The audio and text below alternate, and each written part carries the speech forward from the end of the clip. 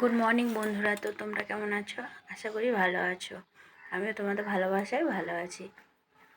তো এখন অনেকটা বেজে গেছে, প্রায় 9টা বাজতে চললো। আমার এখন থেকে আমার সকালটা তোমাদের সাথে শেয়ার করছি।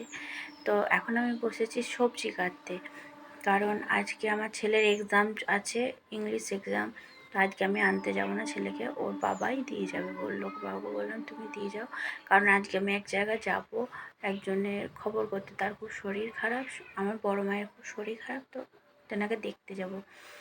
তো সেই জন্য আমি রান্নাটা চাপিয়ে দেবো তাড়াতাড়ি। তো রান্নাটা করে নিয়ে খেয়ে দিয়ে তাড়াতাড়ি বেরিয়ে যাবো, কারণ এখন হচ্ছে জল ঝড়ের দিন।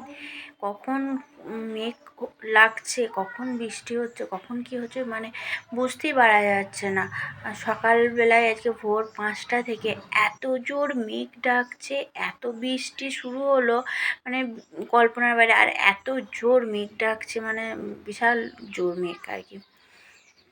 আর তখন আমি ওখানে টেনশনেই পড়ে গিয়েছিলাম যে এরকমভাবে বৃষ্টি হচ্ছে, মেঘ ডাকছে, আমি ছেলেকে নিয়ে স্কুল কী করে যাব, কারণ যেহেতু পরীক্ষা চলছে, হাফ ইয়ারলি পরীক্ষা চলছে ওদের।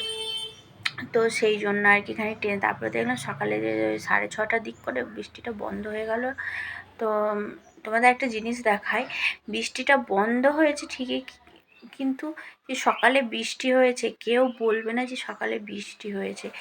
এমন রোদ বেরিয়েছে বাঘের মতন, মানে কল্পনারও বাইরে, মানে বীভৎস রোদ বেরিয়েছে।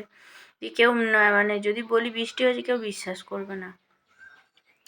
তো দেখো, তো কাজ করতে এসেছিলো, মৌসুমি কাজ টাজ করে চলে গেছে। আমি এবার শুধু সবজিটা, আর কালকে রাতে বলেছিলাম যে আদা কেটে রেখেছি, তো আর্ধেক সবজি কেটে রেখেছিলাম, আজকে আর্ধেকটা কেটে নিই। আর আজকে আমাদের বৃহস্পতিবার, লক্ষ্মীবার, তো আজকে আমাদের নিরামিষ, তো সেরকম কিছু রান্না করব না।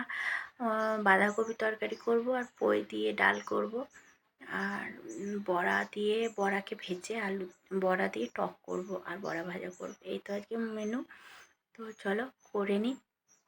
তো মাঝখানে আবার তোমাদের সাথে দেখা হচ্ছে। দেখো বন্ধুরা, সকালবেলায় এত বৃষ্টি হলো, আর এখন রোদটা দেখো, পুরো বাঘের মতন রোদ।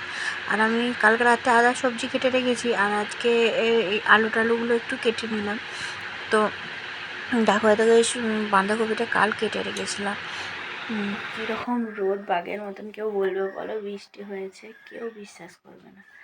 তো আমি এবার স্নান করে রান্না চাপাবো, আর তোমাদের সাথে শেয়ার করলাম যে কী কাটছি, কী সবজি। তো চলো এখন দেখো বন্ধুরা, আমি রেডি হয়ে নিয়েছি, মানিকপুর যাবো বলে। আমার বড় মাকে দেখতে যাবো, খুব শরীর খারাপ, তো আমি খাওয়া দাওয়া করে রেডি হয়ে নিয়েছি। দেখো, অনেকটা রাস্তা চলে এসেছে, আর আমরা যাচ্ছি টোটো করে। তো গ্রামের রাস্তায় যেতে কত ভালো লাগে। ধানের উপরে রোদটা পড়েছে কি, তো দেখো আমি আর শাশুড়ি যাচ্ছি, আর খবর টবর করে বিকালের দিকে ফিরে আসছি, কারণ প্রচুর মেঘ লেগেছে, ঝড় উঠেছে, এত জোরে ঝড় উঠেছে, মানে কল্পনারও বাইরে। টোটো মনে হচ্ছে উল্টে যাবে, এত ঝড় উঠেছে।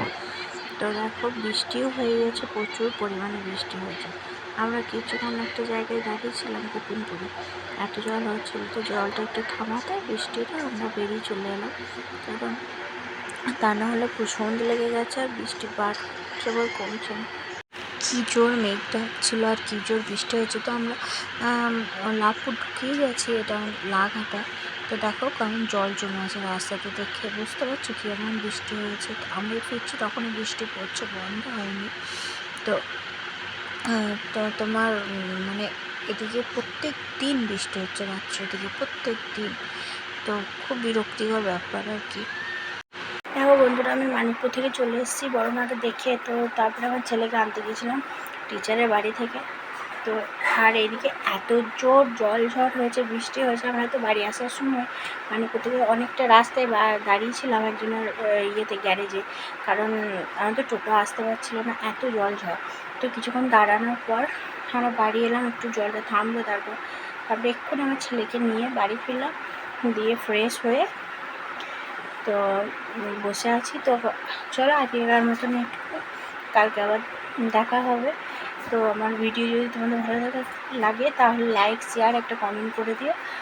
আর চলো টাটা।